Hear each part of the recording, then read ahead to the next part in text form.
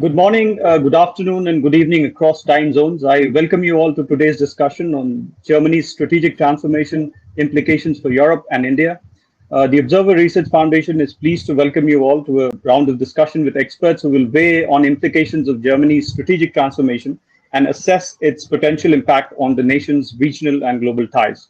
To do that, we have an excellent panel today. Randolph Carr, Interim Head of Policy, Munich Security Conference, Ms. Sudha David-Wilk, Deputy Director, Berlin Office, and Senior Transatlantic Fellow, the German Marshall Fund, Professor Gulsum Sachdeva, John Monnet Chair and Director, Europe Area Studies Program at the Jawaharlal Nehru University in New Delhi, and Professor Shanti Marriott D'Souza, Founder and President, Mantraya, and Visiting Fellow, Stiftung Wissenschaft and Politik.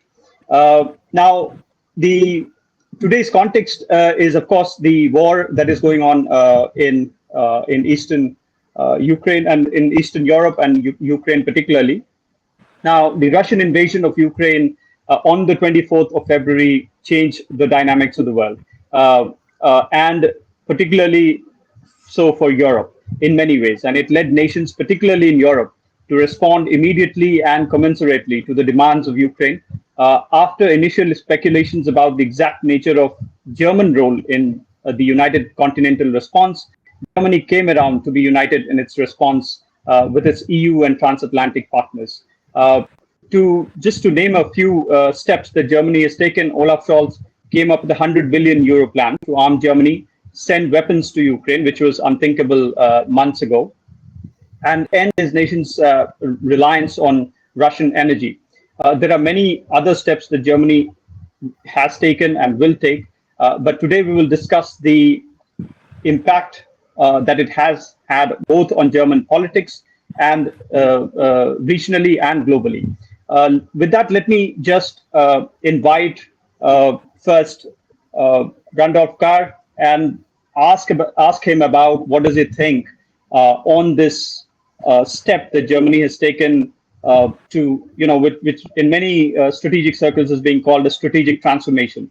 And I would request your comments to be both linked to how it is being seen politically in Europe and what ramifications will it have outside Europe.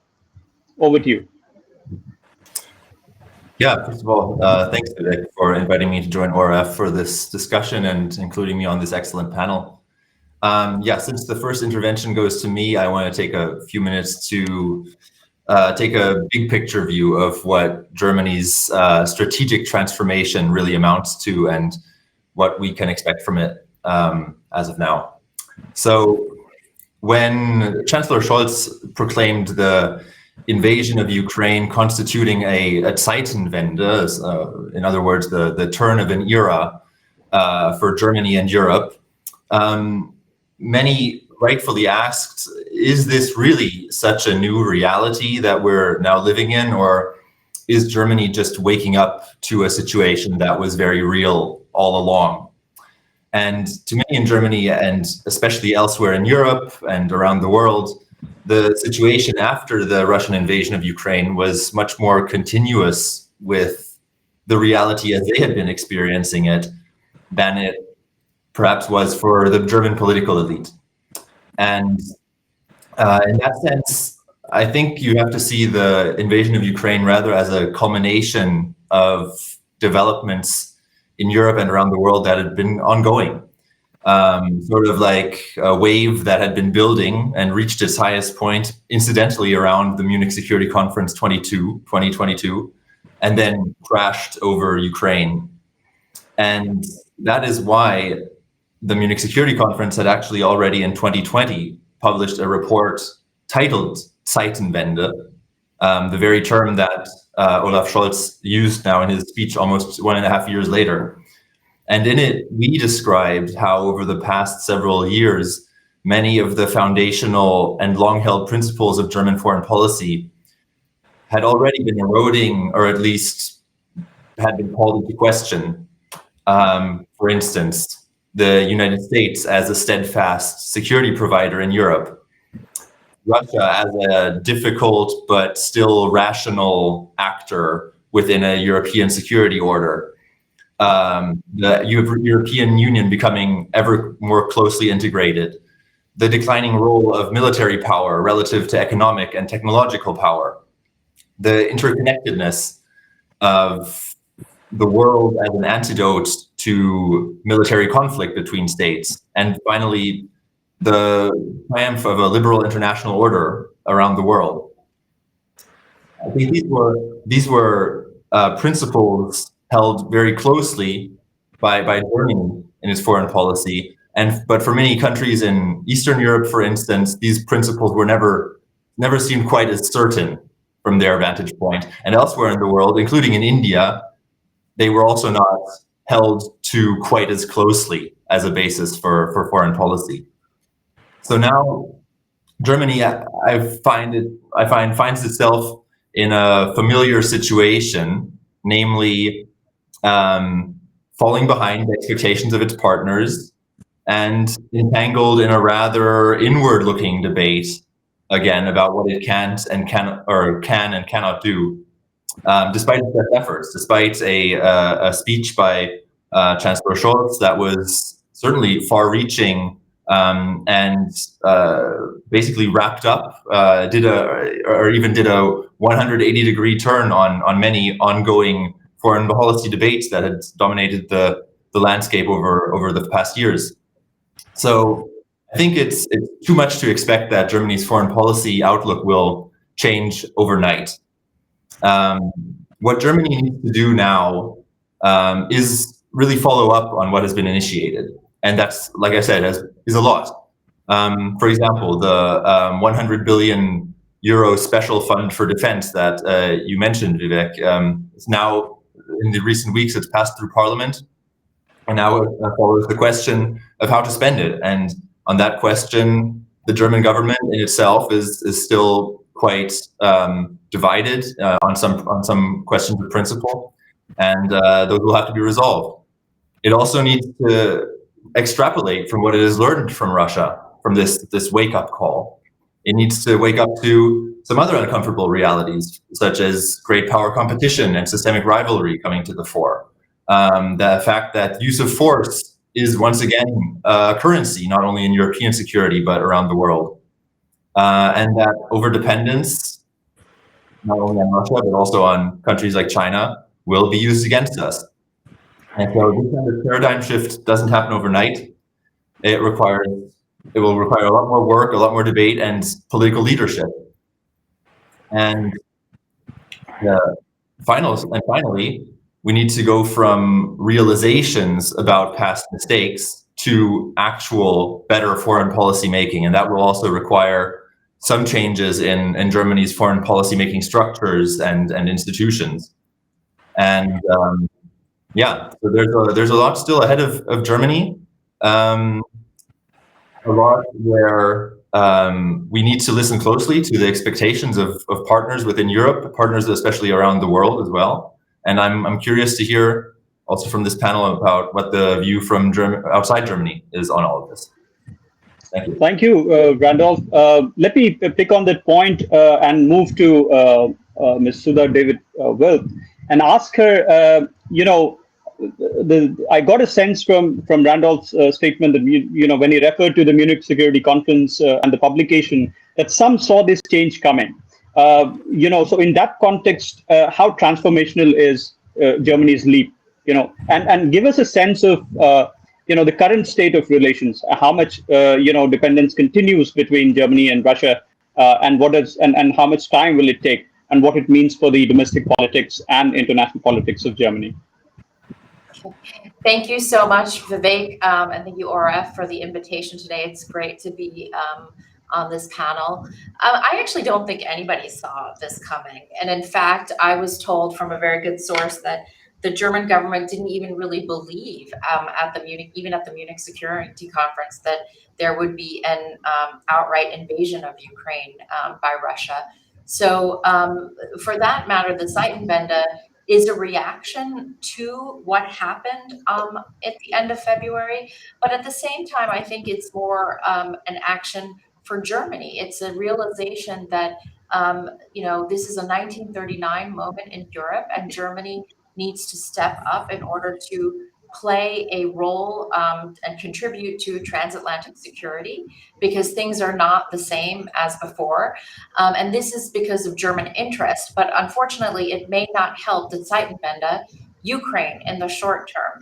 Because as I mentioned before, I think this traffic light government made up of the SPD, the Greens, and the FDP didn't really contend with a foreign policy crisis of this magnitude when they hammered out a coalition agreement last year before Christmas. They were looking in terms of transformation on the domestic front when it comes to climate change, when it comes to creating more equity within German society. But now this country is consumed by changing its foreign policy on many fronts, not just in terms of defense. You mentioned the 100 billion euro investment into military, and also a clear commitment to reach NATO's 2% goal, but also issues such as drones and nuclear deterrence, which usually raised eyebrows in the past, are now just par for the course here in Germany.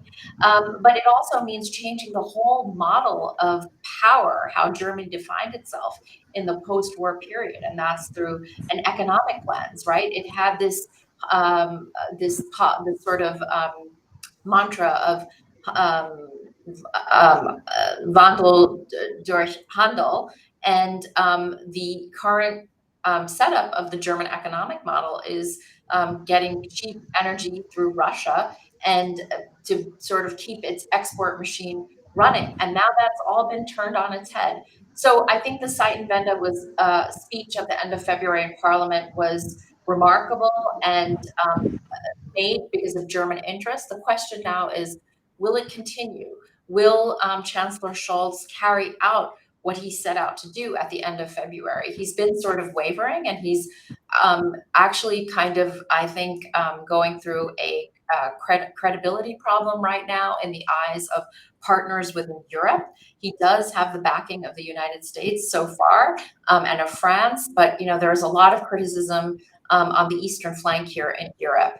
And he actually is sort of in lockstep with the electorate. There's a lot of sympathy toward Ukraine here in Germany, but at the same time, there is hesitancy about getting the war, getting sort of dragged into a war and having the war escalate. There was a poll last month, or actually at the end of May, through the Bertelsmann Foundation, that said that about 2/3 of those surveyed here in Germany were worried about getting dragged into a larger war. So I do think that there's been wavering along the way, but last month, Chancellor Scholz came out and also made a new announcement about more sophisticated air defense systems being sent to Ukraine, more grenades, more anti-tank mines.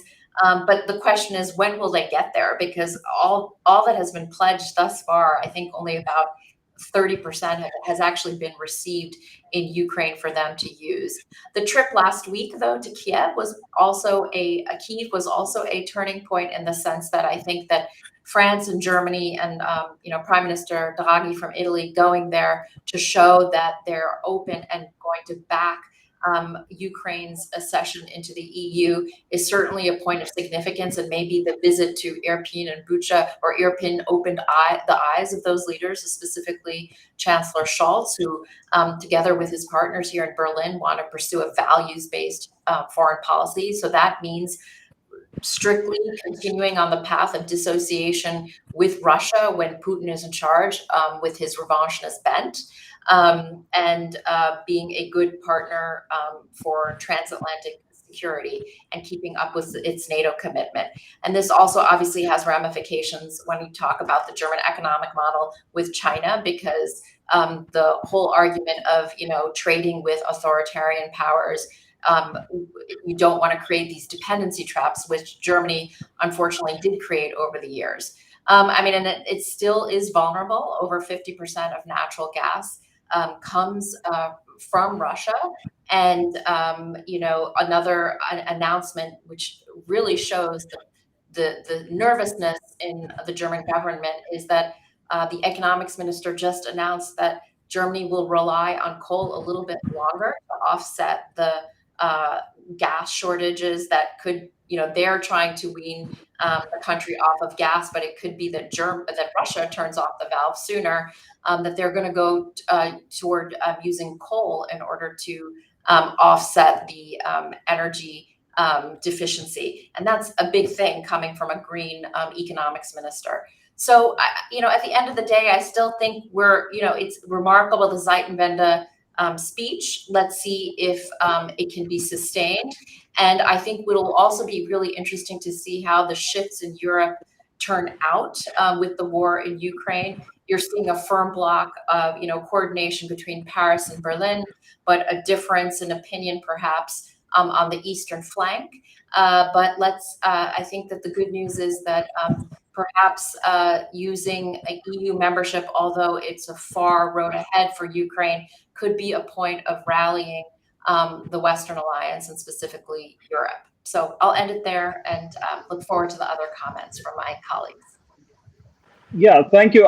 Because you have to leave early, let me just follow up quickly on the issue of credibility. I think one issue that we've all read about in the context of Germany's transformation is the ability of this government to sustain this kind of policy. For instance, Germany's nuclear mix. What state, at what state is the energy mix in terms of nuclear for Germany, and participation in NATO's nuclear weapons sharing agreements, for instance, its defense commitments, for instance, purchase of article in Foreign Affairs lays out, is also in the fray, and Germany has recommitted to building sixth-generation fighter aircraft in the future. Combat air systems, like you mentioned. All of that, does that all come with that, caveat of a possible inability to carry and sustain that kind of policy in the near future? I think the Zeitenwende speech, although there is, the announcement and the goals laid out, have acceptance among the mainstream parties here in Germany. I think, if anything, the opposition, the CDU, the conservatives, are pushing for even more action. So if anything, Chancellor Scholz is going to have a hard time, perhaps within his own caucus of the SPD, about spending more money on military, which would obviously leave less funding for social spending, right? Something that the SPD would like to do together with the Greens, with a left of center coalition. The FDP may differ a little bit on that. But so I think the question is, can he keep his coalition together? I think it's not a matter of going forth with the military spending. I think he's not going to get flack from the opposition CDU. If anything, the criticism is that he's laid out these plans, but where's the follow through?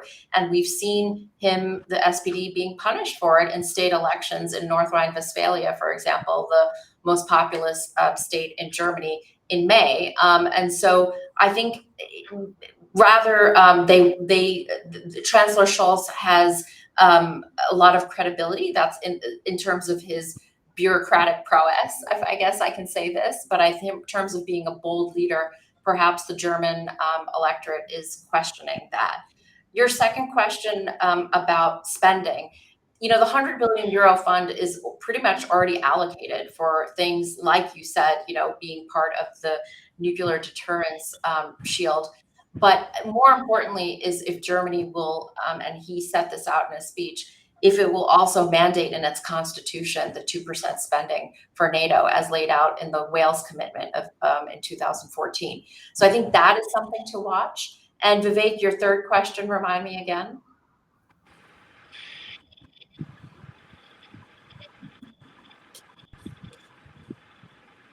You're on mute, I think. Sorry.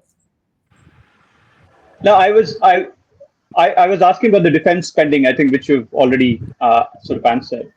So let me now move to Professor Sachdeva. And so, Professor, how do you see the transformation of Germany vis-a-vis, its policies inside Europe and also outside Europe, particularly on the back of the fact that we've always, we've grown up hearing at least for the past 2-3 decades that Germany is the driving engine for Europe. Do you see that changing in the future with an overcommitment and a little bit of your redirection of funding from social welfare to defense, etc.? Well, thank you, Dr. Mishra and ORF for inviting me for this very interesting discussion on Germany, Europe, India. Germany is, is the largest economy in Europe. It's deeply integrated in the world economy and also at the center of the European integration project. For a generation under Chancellor Merkel, Germany was also de facto leader of the EU. She successfully handled many crises. Look at the Eurozone crisis, refugee crisis, Brexit, and also the pandemic. And, she also managed German relations with Russia and China in a more pragmatic manner. In the last 2-3 years, many developments have taken place at the global level, at the European level, and also in the domestic politics in Germany. Now, all these developments will obviously have some implications for Germany's role in Europe and the world, and also for India-Germany ties. Now, traditionally, due to its difficult past, Germany relied mainly on its economic power for influence. A close Franco-German alliance within Europe and a strong transatlantic partnership have been cornerstone of its foreign policy. Now, despite global and European changes, and also, look at the domestic politics, still I see there is a very little fundamental change in this position. If you look at the new coalition of Social Democrats, Greens, and Liberals, they have also clearly identified strong sovereign Europe and cooperation with the US and NATO and fundamental principles of its foreign policy. Although many analysts have started talking about paradigm shift in German foreign and defense policy, and some of the points have already been made, particularly after the Ukraine war and the context of the 100 billion funding on defense, extra funding, and also supplying armaments to Ukraine, etc. But I think we really need to wait for a while to see if there is going to be sustainable major change in the coming years in its foreign and defense policy, because the Ukraine thing is still unfolding. We do not know how it's going to end and what impact it's going to have in Europe and outside world. Now, for many years in this kind of changing global world, Germany is also looking for strong new engagements, particularly with all the BRICS nations. But now relations with Russia are bad. Although China has been attraction for Germany, but now it's also looking at India seriously. Now, from an Indian perspective, I think 5 or 6 things which are going to determine our future relations. Number one, in the post-pandemic economic recovery, both in India and in Europe and also in Germany. I think this is going to be the key. Second, unfolding situation in Ukraine, and how Germany's relations with Russia are going to be stabilized in the coming years. Third, its engagement with China and its understanding of the Chinese role in the broader Indo-Pacific. Fourth, you have the foreign policy orientation of the new coalition government. There are some limited changes, but one has to really see where it is going. The next, I think the success of Germany's energy transition through Energy Wende, and also now with all diversification, and also the role of German industry in green technologies. And lastly, I think the developments at the India-EU trade and investment negotiations. So overall, I think in the last few years have shown that the dominance of the West under the leadership of the United States is somehow weakened. China is expanding and asserting, but at the same time, suspicions about China are also growing. If you look at the multilateral institutions, look at the WTO, there has been some positive developments recently, but look at WHO, all are much less effective. You look at United Nations Security Council, there are deadlocks. Now, if you look at the last couple of years, the pandemic, unfolding situation in Afghanistan, and also in Ukraine, It has clearly shown the weakness of multilateral institutions. So all these indicate that we do need institutions and platforms which are more effective. Today, Germany holds presidency of the G7. India is holding G20 presidency in the coming months. So in this kind of evolving situation, can they, India and Germany work together and synchronize their policies and do something together? Because both have complex ties with the major powers like the US, Russia, and China. And I think to be effective together, they must further upgrade their policy coordination and mutual understanding about other players. Now, Germany, for the last many years, have been clearly thinking beyond transatlantic alliance. India's hope for an alternative norm building through BRICS is not very high today.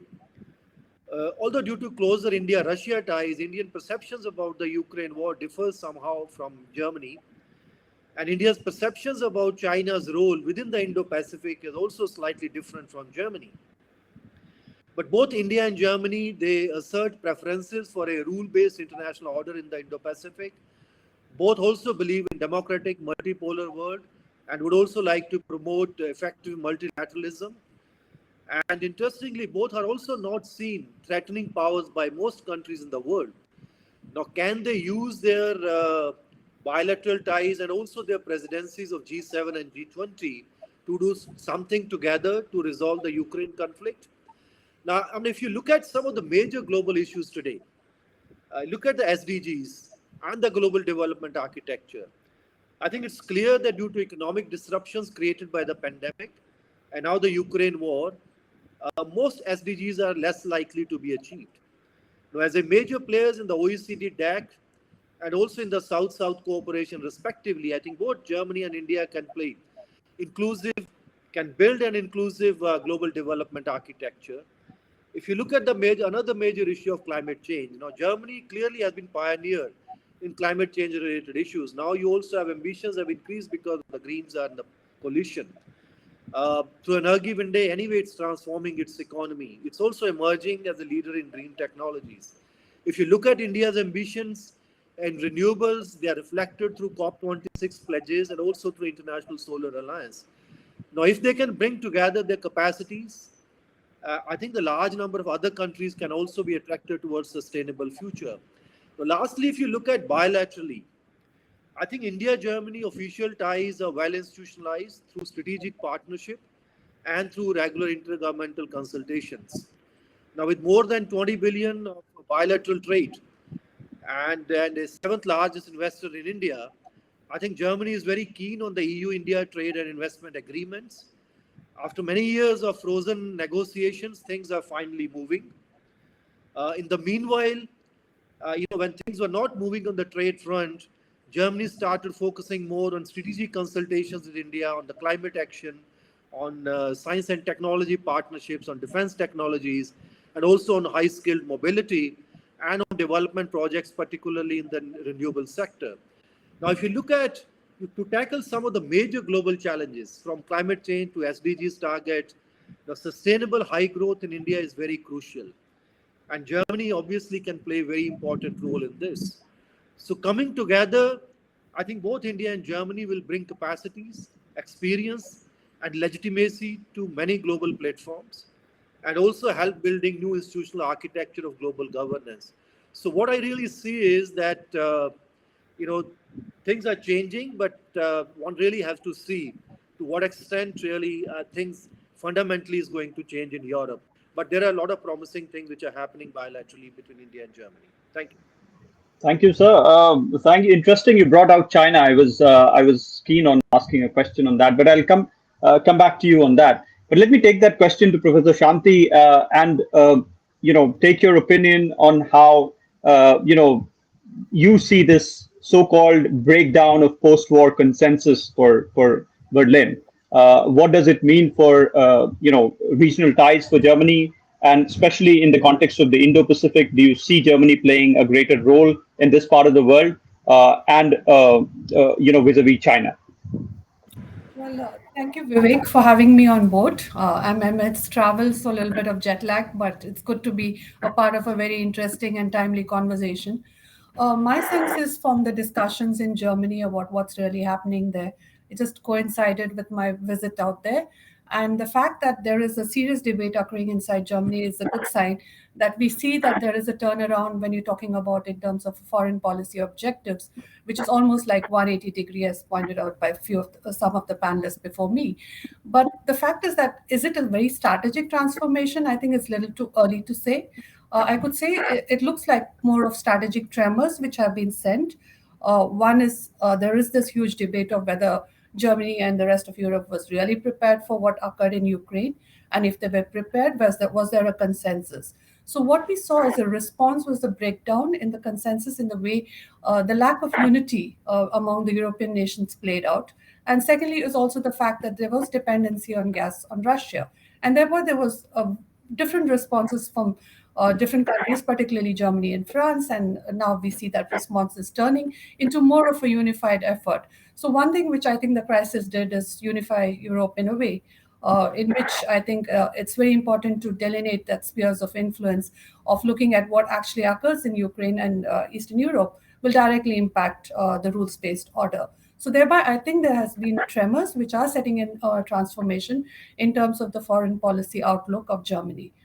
Now, having said that, I think we also have to look at the other theaters. And one of the theaters where Germany was involved is Afghanistan. And since I worked on Afghanistan, I'd like to talk a bit of it. So, if you're looking at what the crisis in Ukraine means for Germany, it's also about lessons learned in Afghanistan, which I think and which I hope they will be doing soon, because that's a precursor to see how external interventions end up. And the fact that there's a public opinion where the Germans wouldn't be want to dragged into a long war again is a kind of red line, I think, which the German foreign policy makers will have to take cognizance of. But more interestingly, I think when you look at the entire strategic outlook and the way things are unfolding in Germany, particularly as you talked about China and Indo-Pacific, I think the Indo-Pacific guidelines laid out actually states a lot many interesting things about how Germany sees itself in the Indo-Pacific and how it wants to deal with China.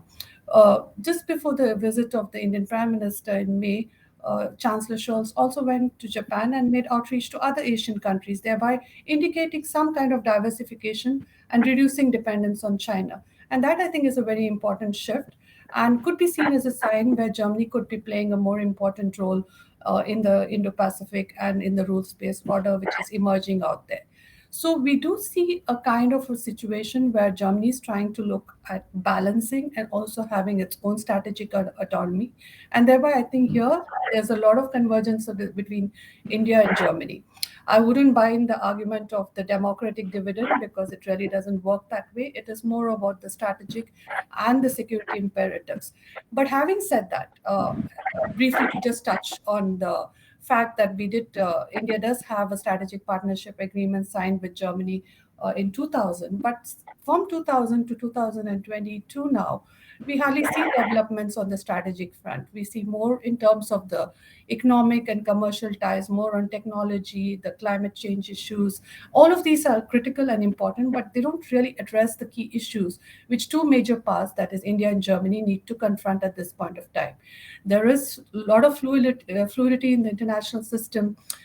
US is seen as a weak power at most of the quarters of the world, and there is an assertive China and a Russian China axis developing at some levels. So I think there is that fluidity, and the fact that if India and Germany can emerge as major poles or major actors, if not as rising powers, but at least as major powers, I think there will be a lot more areas of convergence where we can talk about. If you have any more questions, thank you. Thank you. I'll come back to you. But in the interest of time, because Ms. David Wilp has to leave, let me just move on to her and get a sense of how does she look at how do you basically look at the Franco-German relations in this context? Because you see a solidifying US-Germany relations on one hand, and then you have a depleting because of AUKUS, etc. US-France relations, which is sort of on a downward hill. Not so anymore. But how do you see that comparative picture of Franco-German in the context of Franco-German relations and the stability of Europe? That's a great question, Vivek, because, traditionally the Franco-German motor has been, the driver of European integration and European cohesion. And I think like I said, the power dynamics on the continent are changing, because before the visit to Kyiv last week, I think France and Germany were actually seen as dragging their feet when it came to helping Ukraine. Germany is going to play a very, take a balancing position, as it usually does. I think the transatlantic partnership will trump everything for the moment. Chancellor Scholz clearly said during his visit to the US earlier this year that the transatlantic partnership is a pillar of stability for Europe and for the international order. So I think that that's something that's going to continue. What happens in 2024 is sort of the big unknown here in Berlin. Everybody always points to, well, if there's a change in government in the US, what does that mean for Europe and the US's role in Europe? That could be an opening for President Macron to press his idea of strategic autonomy. But right now, I feel like that idea is on the back burner here in Berlin, and they're looking to strengthen the transatlantic partnership. And right now, NATO has been quite resilient. I mean, you're seeing countries queue up for NATO after the Russia declared war on Ukraine, or started the war of aggression against Ukraine. So the security architecture seems to be resilient. The question is, what will be the forum now for these democracies to come together? And as Professor Sakdeva mentioned, Germany is holding the G7 next week here in Elmau. And I think that the G7 could perhaps be the new forum for democracies to come together. India is also going to be participating at the G7 next week to discuss how the new international order that's emerging, how it can be reformed or how it can be strengthened, because it is obviously a very tenuous situation. And the 70 years since the liberal international order has undergone lots of stresses from internally, but now externally. It's being challenged by Russia and China. And it will be up to like-minded democracies to come together to figure out how the new order will look like. Randolph, coming to you in the context of our discussion, I want to move to you and ask a question on China. How do you see, because we've had certain discussions and points were made that the sense that I got is that the reliance on multilateralism and multilateral order in order to preserve the post-war liberal order is going to only increase for Germany. And in the context of G7, etc., how do you see Germany placing its position while it's confronting on the question of Russia and Ukraine with the Indo-Pacific? And how do you see its China strategy shaping up? Yeah, thanks, Rick. Great question. I can sign on to a lot of what Sudha said about regarding the Indo-Pacific. My question, essentially, in addition to that, is a little bit whether Berlin will have the political bandwidth to put into practice a lot of what it has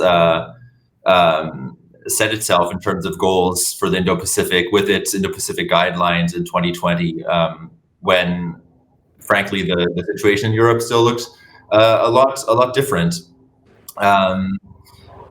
It raises the question of burden sharing again with the United States when it comes to providing security in Europe and also in the Asia-Pacific, Indo-Pacific, and I think that's a question that's going to be discussed, and we'll develop further. I think, like I said at the beginning, Germany also still has a ways to go when it comes to recalibrating its approach to China overall. There's been a lot of convergence between the US and Europe, especially Germany, when it comes to seeing China as the European Union has put it a strategic rival. But there's still some reluctance to put that into to draw the conclusions and to take the measures and the actions that really follow from that characterization in Berlin. So I think it's very encouraging that Germany has at least reached out to Japan, as you mentioned, with the visits by Chancellor Scholz. These, as well as these government consultations with India, which, from what I've heard, have been taken very seriously and have been very deep. And I hope that some of these outstretched antennae towards partners in the Indo-Pacific will move the needle here in Germany as well when it comes to taking the kind of measures that are still kind of lacking when it comes to the strategic recognition of China. Thank you. Professor Sachdeva, you're talking about multilateral reforms, especially the UN reforms. Germany is part of, Germany and India have been working on the agenda. So how do you see that going forward? And Prime Minister Modi made a visit to make some early gains in discussions with Olaf Scholz. How do you see the bilateral relationship, playing out in the Indo-Pacific particularly? Well, in fact, as I mentioned, bilateral relationship is pretty strong, and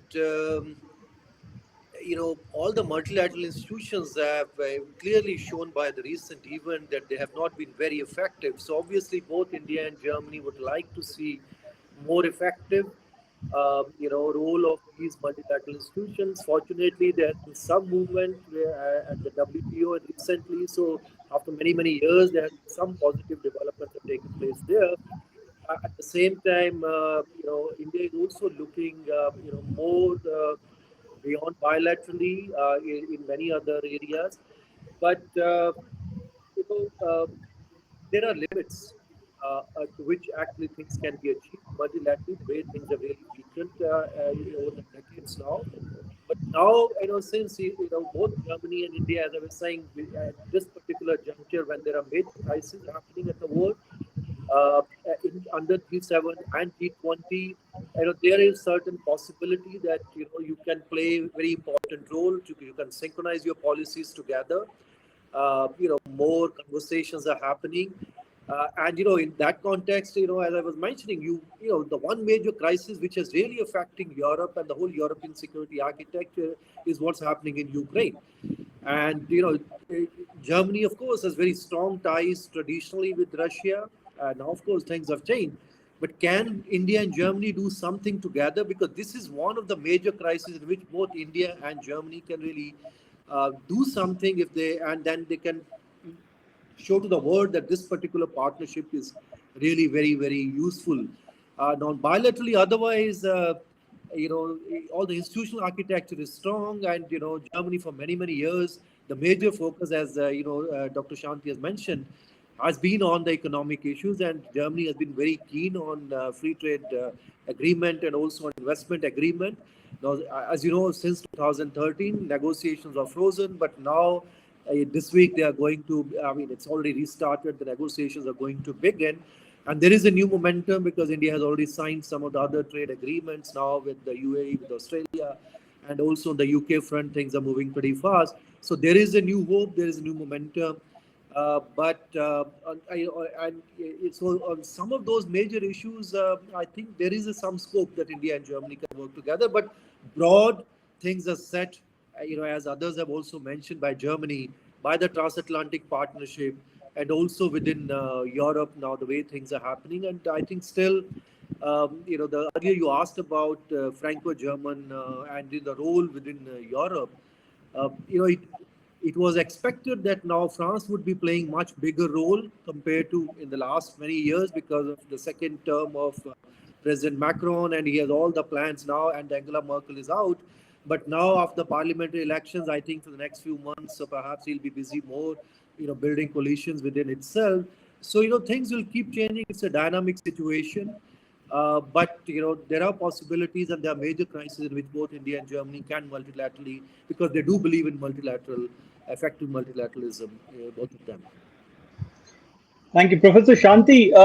Because you've looked at Afghanistan so closely and you followed it up. My question to you is, it's sitting in Berlin. Are there discussions on how is Berlin looking at Afghanistan right now? Are there possible convergences with countries like India or other countries in the Indo-Pacific, and in the context of a strengthening transatlantic relationship, perhaps with the United States? Well, I think interesting and important question.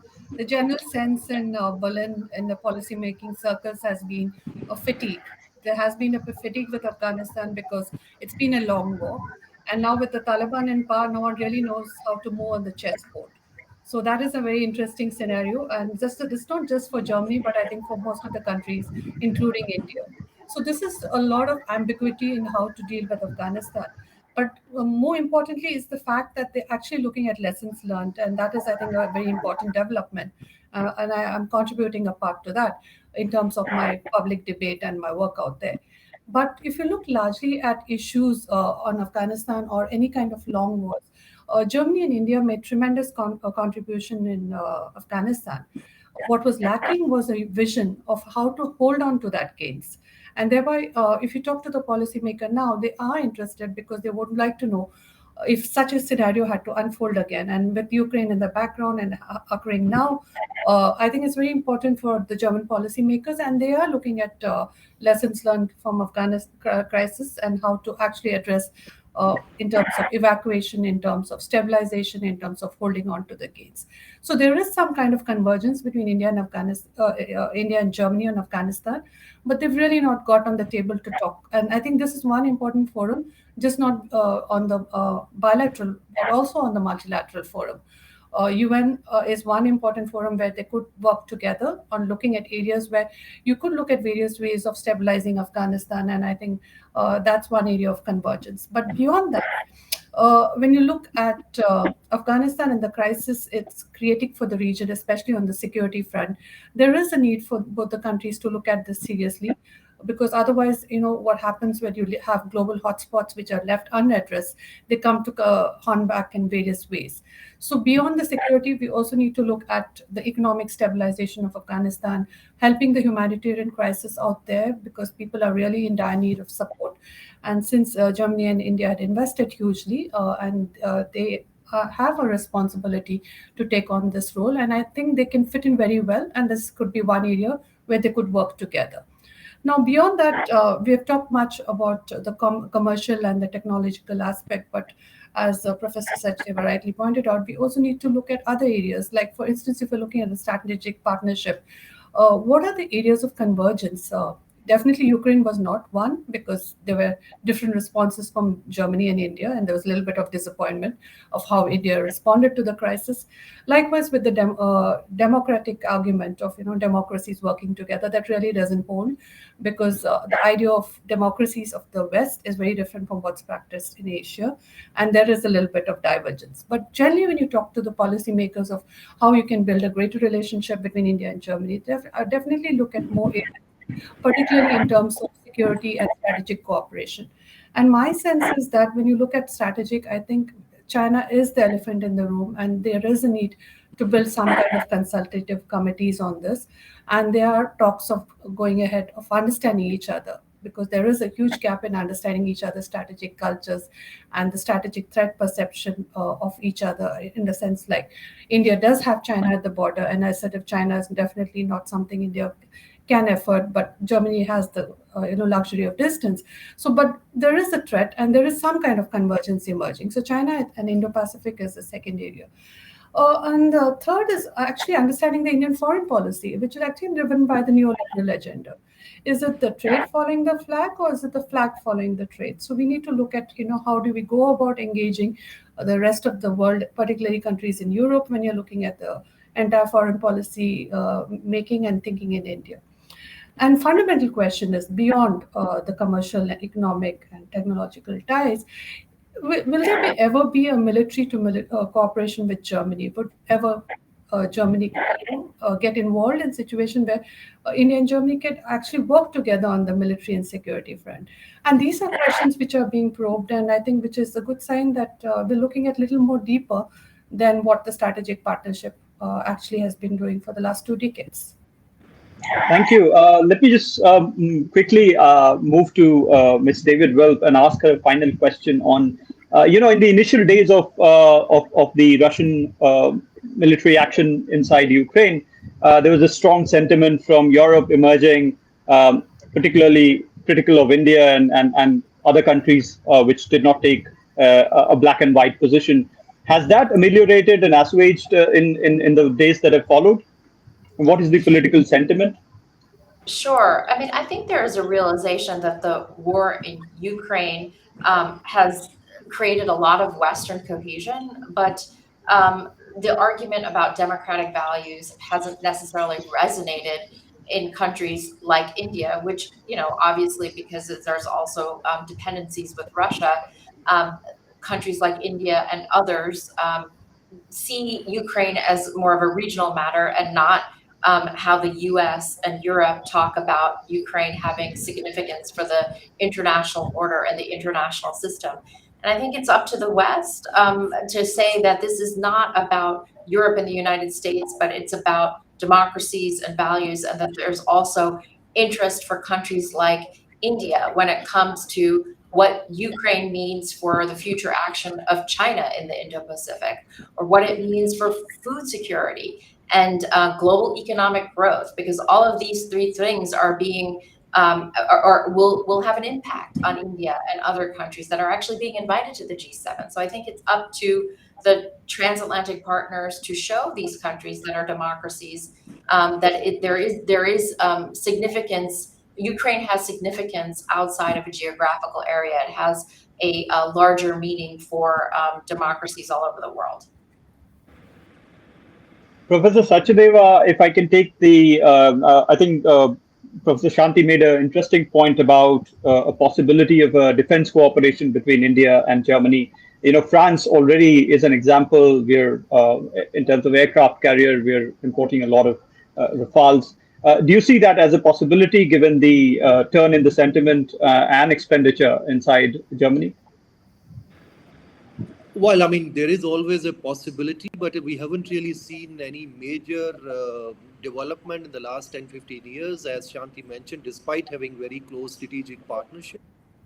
But, since Germany has all these technologies and some of the things we do need, and since there is a more strategic understanding between India and the West, generally, particularly with the closer Indo-US ties, and then you have close transatlantic partnerships. So there are possibilities of further defense cooperation between India and Germany.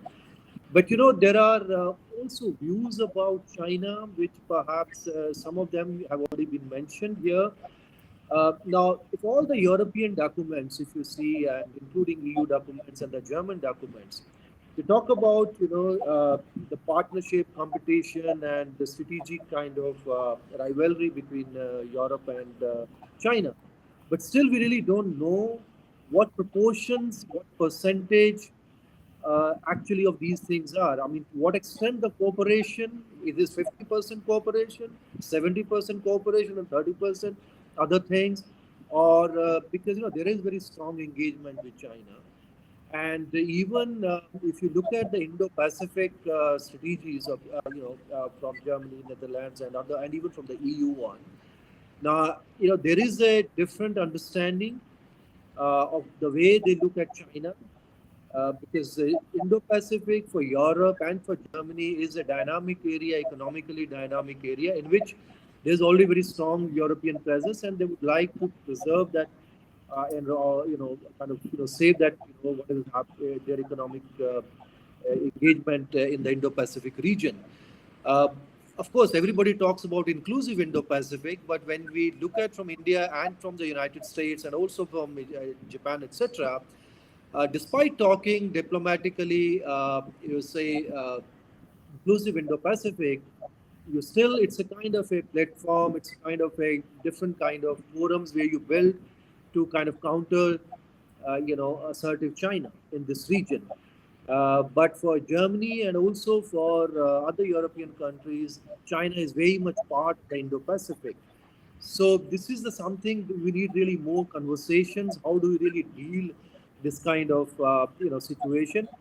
So I mean, Germany and other Europeans would be quite happy India playing very important role in this Indo-Pacific region, but they do not want themselves to be part of any kind of strategic competition in the Indo-Pacific.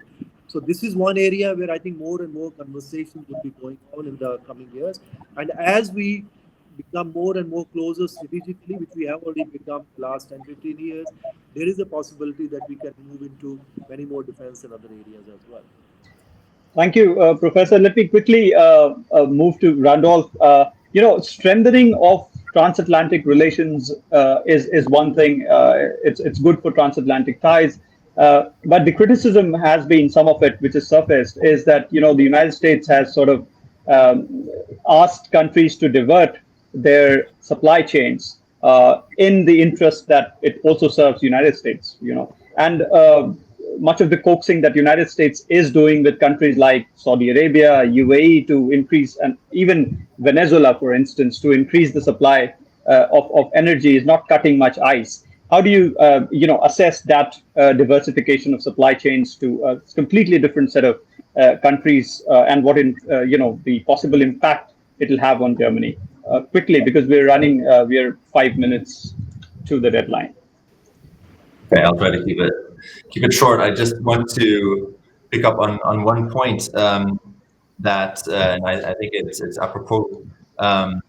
Germany, I think for Germany, India is an instructive example of a country that, with its approach to the Ukraine-Russia situation, follows a very different logic than what Germany is accustomed to dealing with. And I think actually this kind of shift and the growing recognition in Germany of India's strategic calculus when it comes to this is an interesting development and something that we need to see more of when it comes to building these broader alliances and these broader partnerships that we need in order to address our strategic challenges.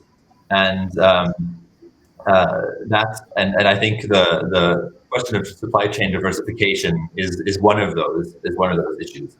And we see a bit of convergence here too between the US and Europe when it comes to technology, for instance, but not nearly as much as perhaps both sides would like. So we're still very far from meeting in the middle or pursuing a truly a joint approach, which is, I think, what many would like to see much more of.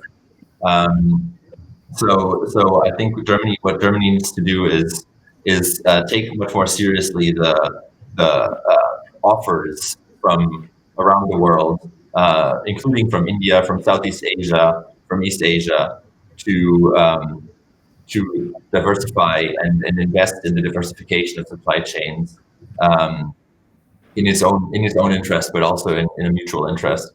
And I think Germany has a bit of a ways to go there, especially also when it comes to the consciousness in our industry, in our economic sectors. So I think I'll leave it there. Thank you. Final words to you, Professor Shanti. We've heard the criticism from, not really the criticism, but the standpoint from India, especially External Affairs Minister, that, Europe has to come out of the mindset that Europe's problems are the world's problems. How much currency do you really see that is holding, because you're straddling the West and the East right now? How much of that really holds? Yeah, good question, but I'm not the foreign minister to answer his question. But I think generally, yes. I think we do have a burden. Most of the countries carry a legacy. So I guess you try to see the world through that view. But having said that, I think the vision in Europe, we don't really understand the strategic cultures of each other when we talk like this. I think we need to have a greater conversation of ideas of how to bring together this kind of thinking and deal with issues which are more practical and action oriented rather than make statements of this sort. And since I'm not in the Ministry of External Affairs, I would leave that statement there. But as an academic, as an independent analyst, I think there's huge potential between India and Germany, and also Europe. And I think, as Professor Sachdeva rightly pointed out, Germany is the linchpin of integration with Europe, and given the potential it has in those economic and commercial and technological ties. And beyond that, I think the areas where both these countries could work together. And the fact that the international system is going through its shocks and changes and realignments, and there is this space which has been provided in the emerging world order where both India and Germany can play a very important role. So I let the statement be, but these are my points. Thank you. Thank you so much for putting this in context, all of you, Professor Sachdeva, Vandolph, Carr, Dr. Shanti D'Souza, and Ms. Sudha David Wilk, who had to leave because of some work. I thank you all for joining me today in this important and timely discussion on what it means for Germany going forward in terms of the churn that is going on in Europe. Thank you so much. Thank you.